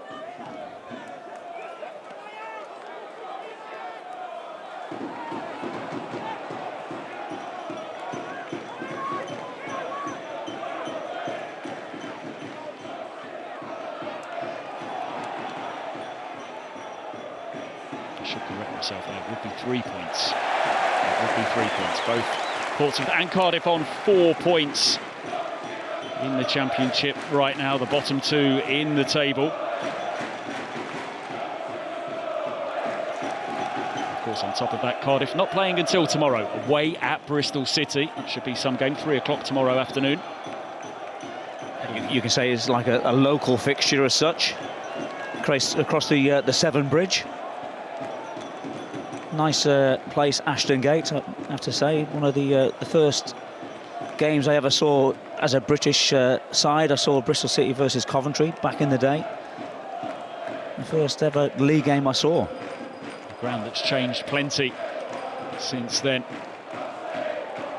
Ambitious club, Bristol City, but they haven't been able to get that move up to the Premier League as they have been hoping for. Here's Murphy once again. Just left himself plenty to do there, and Goodrum got himself in the way. Oxford just can't get going. There's an attacking threat in this second half. Challenge comes in, and he was just a little late in getting there. It's going to be a yellow card for Peter Chioso. Yeah, he saw the intent of trying to get himself back into shape, in position, but just a little bit too late on Murphy as he comes inside. There we go, big shoulder barge from Chioso. Bit reckless, really, to be honest with you. They have come back from conceding the first goal to win once this season. That game at home to Preston. Reece put Preston ahead after just 3 minutes, but Oxford would win by 3-1.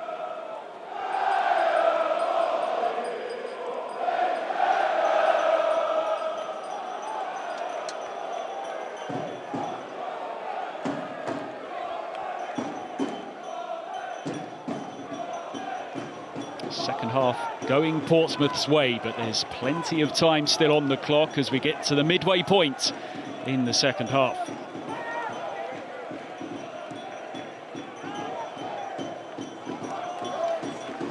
Well, you say at times, like with Portsmouth, they'll be quite comfortable in the second half. When you look at the goalkeeper, Nicholas Schmidt, he's had nothing to do. There we see another long ball played into the channel. And just put away quite comfortably from McIntyre. Still to have an attempt on goal since half-time. There's Buckingham's team. They're going to have to show a bit more adventure if they are to depart Fratton Park with anything to show for their efforts. Well, you can see Will Vokes just saying to his centre-halves, get up. We know that it's a long throw going to come in. You've got to go and compete. Let's not forget, this was an Oxford side that roared back at Luton in midweek from 2-0 down to pick up a very credible point indeed.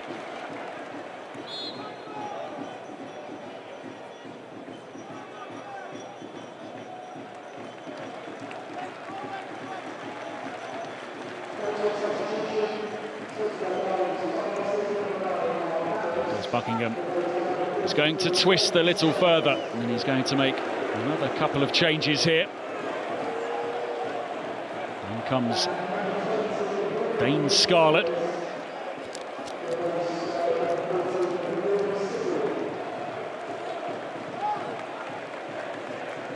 He's also going to bring on Louis Sibley as well. Mark Harris departs with just over 20 minutes left to play. As too does Ruben Rodriguez. Will those moves get Oxford going as they go in search of an equaliser? Well, we saw how good Rodriguez was in the opening 45 minutes, but again, very similar to Mark Harris, hardly touched the ball in the second half, and hence that's why Des Buckingham has made those changes. Dane Scarlett's a player that I do like. He's on loan from Spurs, but in respect to scoring goals, he's not that prolific, but he does work hard. He brings in other players. And then with Louis Sibley, sometimes he wants to play as the number 10. Ball into the box here and some defending to do. Brown can only get it half away. This time it's a bit more distance on it. Breaks though here on the edge of the area. The strike comes in. Cumming collapses on top of it. Yes, Dane Scarlett, a player.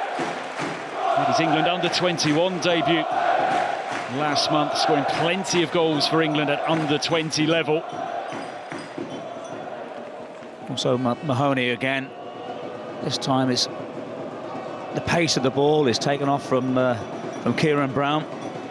But you say about Dane Scarlett, you know, he's been on loan on a few occasions, and you look at what Spurs did in midweek against Ferencvaros. They had a few youngsters playing. Mickey Moore is one of those who we know that Postecoglou really fancies. And I know that a lot of the professionals or the experienced pros at Spurs are all saying about Mickey Moore, the potential that he has, especially in the Premier League. There's an academy which is producing a fair few players right now at Tottenham. Dane Scarlett, one of those. Went out on loan to Ipswich last season.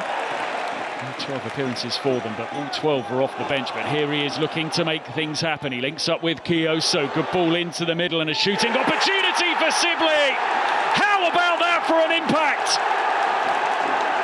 Just moments after coming on, Louis Sibley strikes and Oxford are back level. Scarlett involved. And then Louis Sibley, well, he just had so much grass to run into. Portsmouth 1, Oxford United 1. Well, you're right in what you're saying about the impact that you need from your subs when they come onto the park. Nice little reverse ball from Scarlett into the path of Kyoso. But again, when you look at Louis Sibley, very similar to the Stoke goal where they conceded 6, but the last goal for me was a poor goal to concede.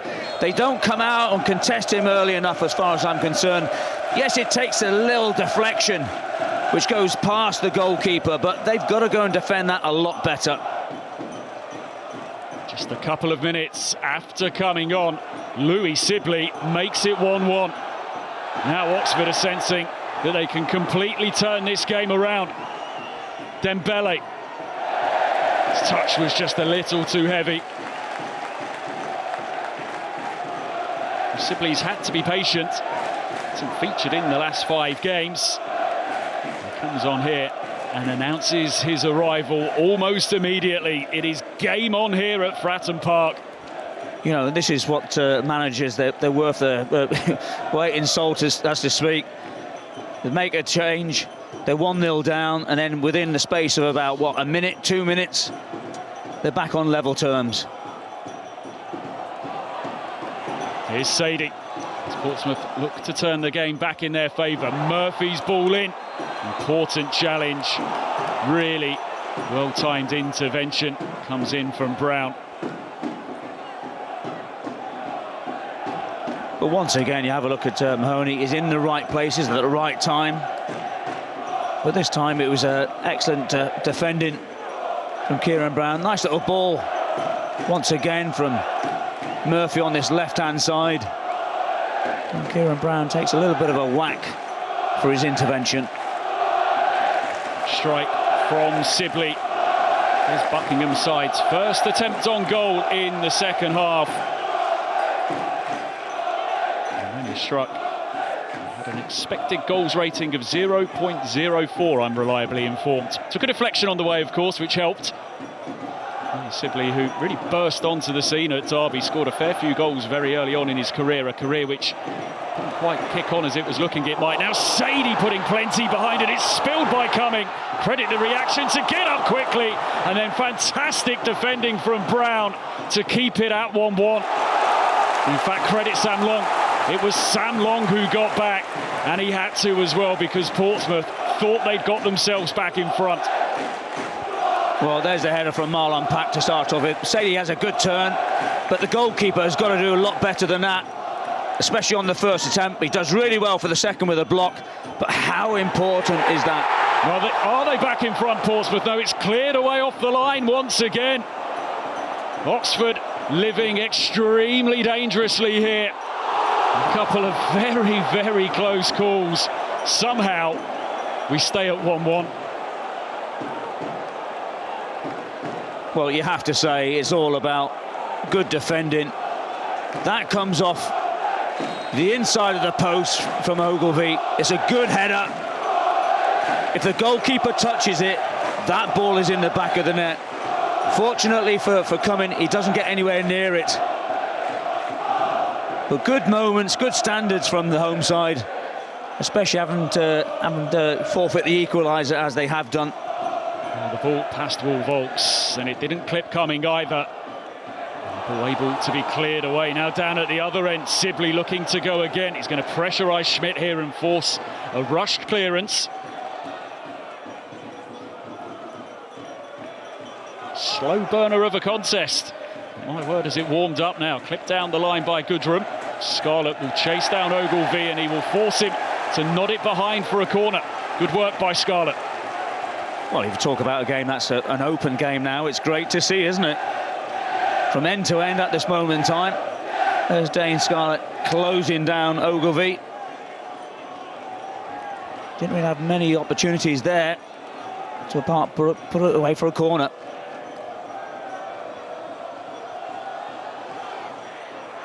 Hawks' ball in, it's flicked away by Pack, breaks just inside the area for Sibley.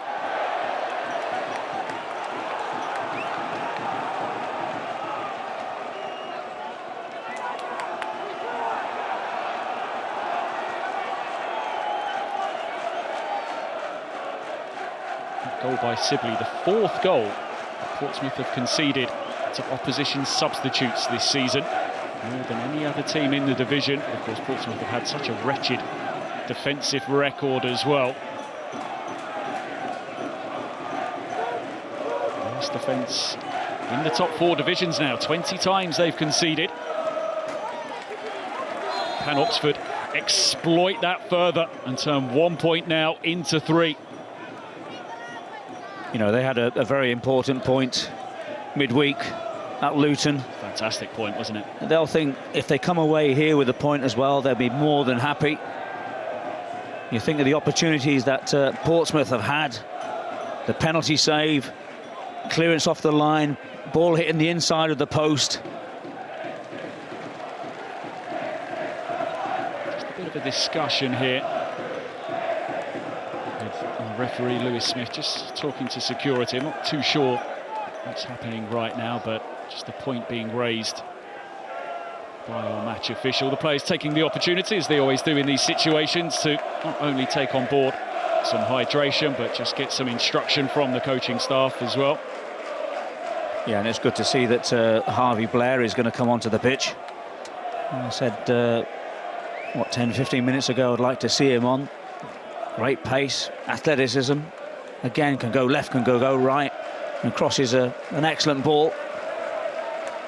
Made his first start of the season in the Championship in that very forgettable night, perhaps unforgettable night really for Portsmouth against Stoke. Used to coming off the bench. 5 times he's done so before this season, and he's going to come on here to replace the Portsmouth goal scorer, Marco Mahoney. Another goal for him, his first at Fratton Park.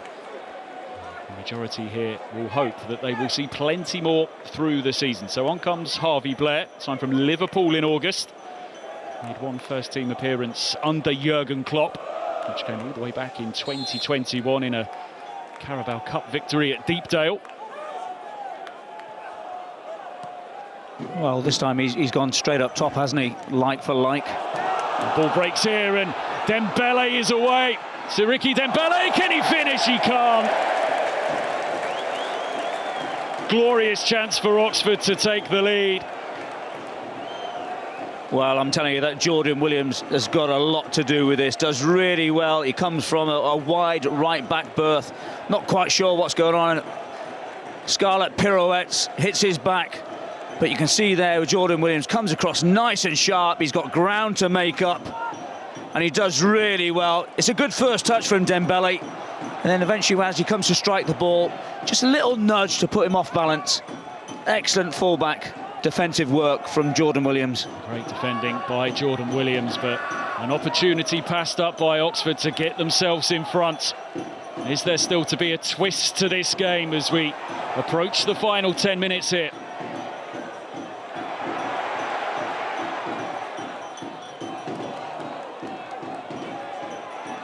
Kioso wants that one to run out of play, and it just about does. A little barge in the back there from Murphy to his former teammate. I'm sure they've had plenty of training sessions where they've done attack versus defence. And when you're playing against somebody that you know so well, you're going to have to try and introduce something to make sure that if you're attacking him, can you get him on his right foot and then take him to his left and vice versa. Just try and get him unbalanced. Jamie Cumming there was just encouraged by the referee to get things moving a little quicker. I think the home fans behind will be encouraging him as well. May well be a word or two raining down from behind him. We'll clip forward. Sibley trying to get himself into an advanced position. Big moment that for Louis Sibley to get that goal, and the meaning of it as well to bring Oxford back level in this game. Again, it's good work by Williams. And again, he leaves Dembele frustrated. Yeah, he's dealt with the substitute really well, hasn't he, Jordan Williams? But I just think there with Dembele, can he get that ball in a little bit quicker? He just gets the other side of him, but the angles from Jordan Williams to deny him that crossing opportunity was superb. And then he comes away with the ball and is upended by Dembele. Back in the team today, Jordan Williams, having been named on the bench for the previous 3.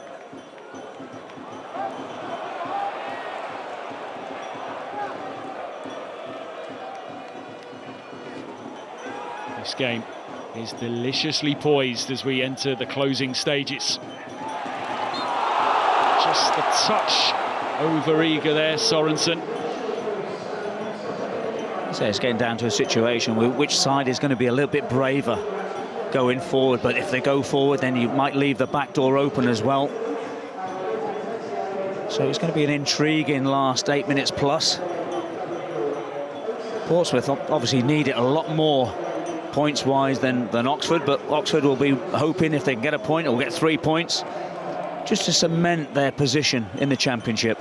You would feel that Portsmouth will push. As David said, the need for them to find victory is greater here today. They could be heading into the second international break of the season without a victory on their return to the Championship. Oxford seeking a first away win. Goodrum. Now Sibley. Tracked by Potts. Kioso bursts forward and he's got a bit of room here. Dembele, edge of the area. Will he look to strike? He checks back onto his left foot. Now a chance to strike on the edge of the area for El Mazouni. That one doesn't travel too far either. He's just beaten to it there as well. And it's touched neatly to find Sadie. Oxford have got plenty back. Portsmouth not getting too many forward. Well, I'm not quite sure what on earth Sadie was doing there. He's got to use his power and pace. He was looking for a little bit of encouragement for other supporting players, but you've got to go by yourself. Take that initiative. Sorensen wanted the ball to come to him there. Instead, it's swept out to Murphy. Now he's in a one-on-one situation. Deflection kept out by Cumming, who had to react sharply, reaching down to his right. Yeah, he responds really well, doesn't he, Cumming once again. Eventually, when that ball comes out to Murphy, he's got time, he's got space to go and pick out whatever he wants to go and do. And there's the deflection off Kioso. And once again, you see we're coming very sharp down to his right-hand side to divert that ball from going into the back of the net. Corner comes in, header away on the edge of the 6-yard box. It's sent back in by Murphy. Cumming manages to claim it cleanly.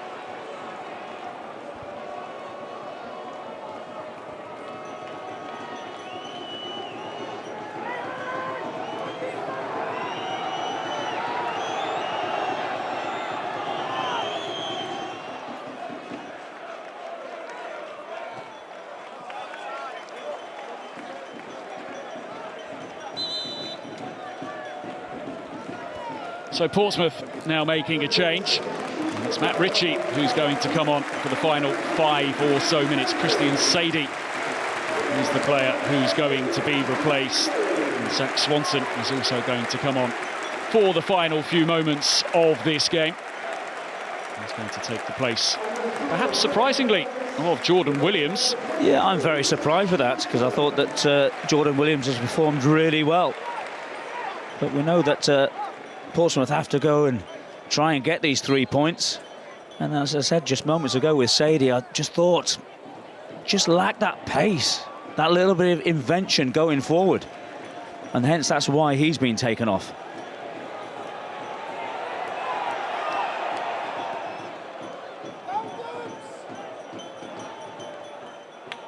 Gregley wins the header. It comes off Harvey Blair.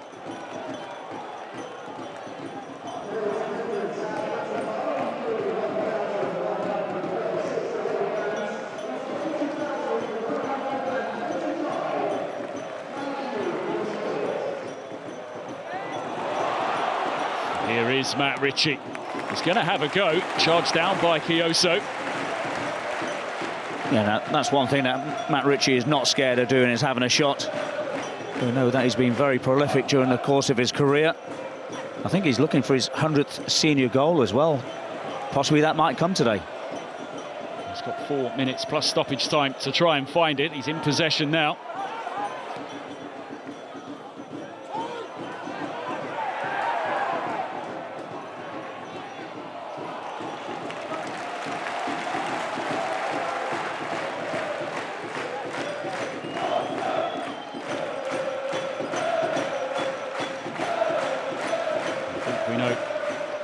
What's coming here, but instead it's worked short. Ogilvie to Ritchie. Ritchie again. Very tight to the touchline. Portsmouth throw once more. Now Murphy. Kioso uses his body well, and again there's just a bit of a spark between them two. Yeah, it's actually been really good to watch between the two of them. Obviously friends when they were at Oxford. Kioso there, he's got the strength, hasn't he? He's going to deny him that space. Kioso has managed to keep a lid on Josh Murphy through most of this game, but of course it was Murphy who created the Portsmouth opener.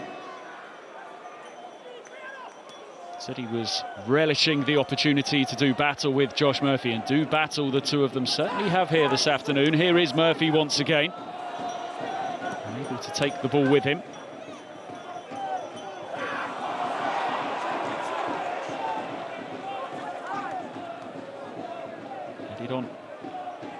Headed forwards by Tyler Goodrum. Now Greg Lee, who added a real scoring touch to his game last season. 6 goals he scored, best scoring season of his career, 1 already this season as well.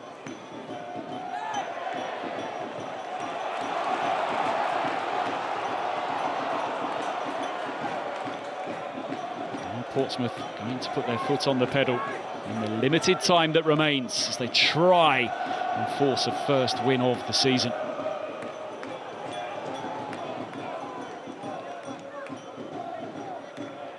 Big seasons for both these football clubs as they make their return to the Championship outside of what's going on the pitch. An even bigger year, of course, for Oxford. They'll hope the planning application for that new stadium in Kidlington goes through. Decision perhaps to be made in the new year.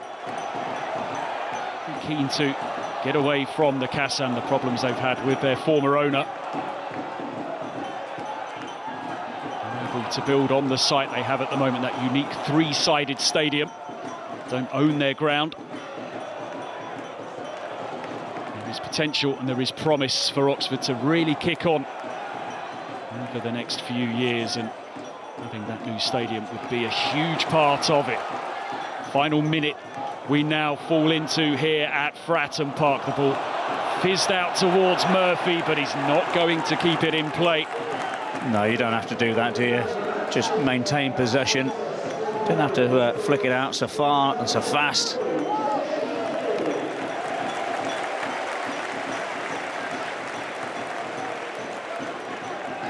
It's a point, a good point for Oxford, all things considered.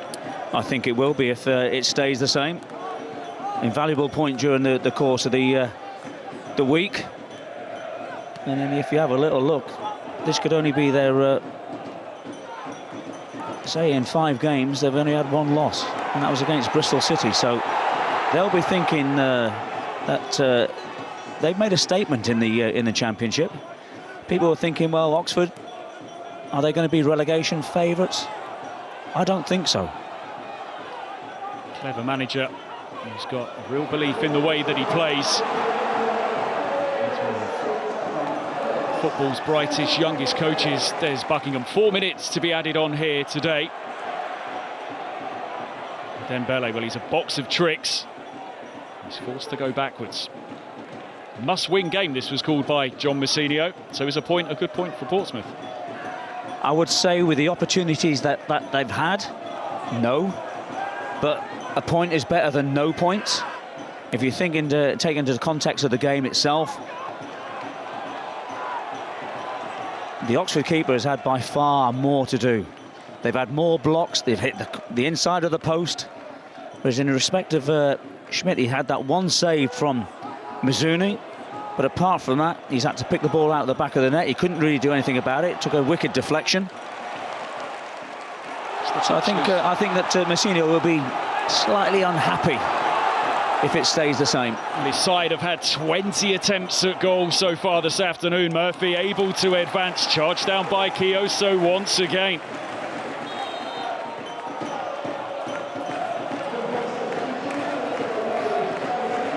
Attempts from Portsmouth, 13 from Oxford, who have had 3 on target to Portsmouth, 8 here today. But the man who had that golden chance at the start of the game to put Portsmouth into a 4th-minute lead is replaced.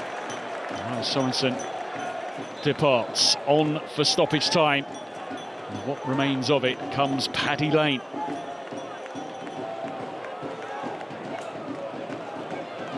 12 goals for him last season. In comes the throw. He's got plenty of height on it. It's a difficult one to deal with. Sibley gets a touch to it. Calmly done by Marlon Pack. Wants to clip the ball into the area. It's flicked on. It's an awkward one. And it drifts just the wrong side of the post as far as Conor Ogilvy's concerned. But there'll be some big relief there for Jamie Cumming.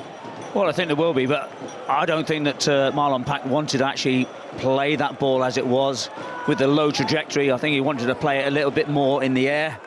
But as it materialised, it comes to Ogilvy, puts the head on it. And agonisingly wide for Portsmouth, but Cumming will be delighted to see that one go over the bar. He had it comfortably covered in the end, Jamie Cumming, didn't he? Just looked a touch awkward at the time.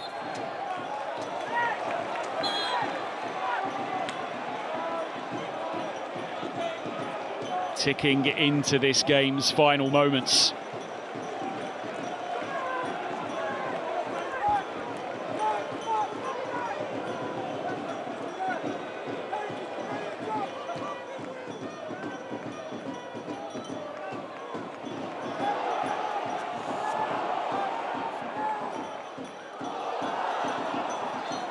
Brave header by Sam Long, full commitment from him.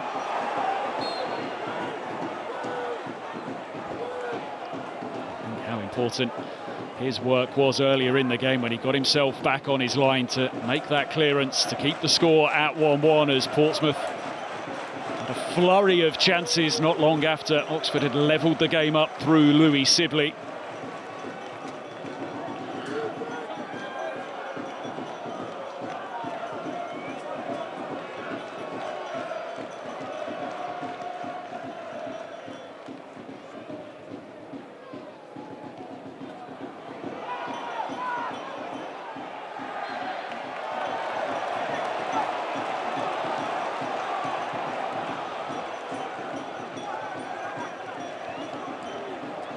Will Lewis Smith grant the time here for Portsmouth to send this ball forward? We've gone beyond 4 minutes. Forward it comes, touch is loose, and there is the full-time whistle. The point shared here at Fratton Park. Portsmouth got themselves into the lead just before the hour. Josh Murphy involved against his former club as he found Marco Mahoney, who scored a brilliant goal, his first here at Fratton Park. But there was frustration in the end for John Mousinho as his side went in search of that first league victory of the season. Louis Sibley off the bench, and just 2 minutes after he came on, he drew Oxford level. They are still to win away from home in the Championship, but that's successive draws and in the space of a few short days, having drawn at Luton in midweek. For Portsmouth, the next 2 weeks will be a long 2 weeks as we head into the international break. But for Oxford, it is more positive news on their return to the Championship as they come away with a point here at Fratton Park. Full-time score, it finishes Portsmouth 1, Oxford United 1.